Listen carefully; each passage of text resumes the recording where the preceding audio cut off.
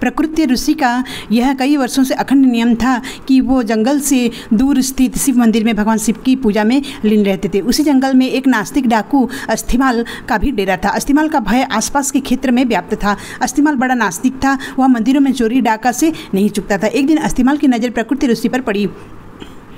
उसने सोचा यह ऋषि जंगल में छुपे मंदिर में पूजा करते हैं, ना हो इस मंदिर में काफ़ी माल छुपाकर रखा होगा, आज इसे ही लूटते हैं। अस्थिमाल ने प्रकृति ऋषि से कहा कि जितना भी धन छुपाकर रखा है चुपचाप मेरे हवाले कर दो। ऋषि उसे देखकर तनिक भी विचलित हुए बिना बोले कि कैसा धन, मैं तो यहाँ बिना किसी लोभ के पूजा को चले आता हूँ। डाकू उनकी बातों पर विश्वास नहीं हुआ और उसने क्रोध में ऋषि प्रकृति को जोर से धक्का मारा। ऋषि ठोकर खाकर शिवलिंग के पास जाकर गिरे और उनका सिर फट गया, रक्त की धारा फूट पड़ी। इस बीच आश्चर्य ये हुआ कि ऋषि प्रकृति के गिरने के फलस्वरूप शिवालय की छत से सोने की कुछ मोहर अस्थिमाल के सामने गिरी। अस्थिमाल अट्टहास करते हुए बोला, तू ऋषि को झूठ बोलता है, झूठे ब्राह्मण, तू तो कहता था कि यहाँ कोई धन नहीं, फिर ये सोने के सिक्के कहाँ से गिरे? अब अगर तूने मुझे सारे धन का पता नहीं बताया तो मैं पटक पटक करते प्राण ले लूँगा।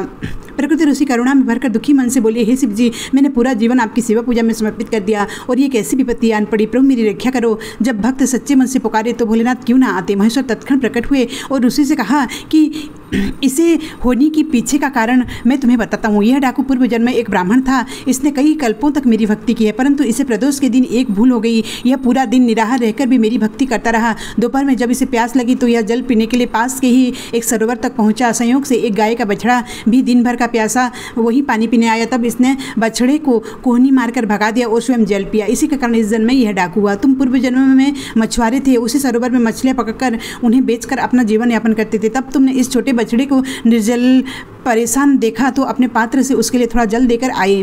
उस पुण्य के कारण तुम्हें यह कुल प्राप्त हुआ। पिछले जन्मों के पुण्य के कारण इसका आज राज तिलक होने वाला था, पर इसने इस जन्म में डाकू होते हुए भी न जाने कितने निरपराध लोगों को मारा और देवालयों में चोरियां की। इस कारण इसके पुण्य सीमित हो गए और इसे सिर्फ ये कुछ मुद्राएं ही मिल पाई। तुमने पिछले जन्म में अनगिनत मत्स्यों का आखिर किया, जिसके कारण आज का दिन तुम्हारी मृत्यु के तय था, पर इस जन्म में तुम्हारे संचित पुण्यों के कारण तुम्हें मृत्यु स्पर्श नहीं कर पाई और सिर्फ यह घाव देकर लौट गई।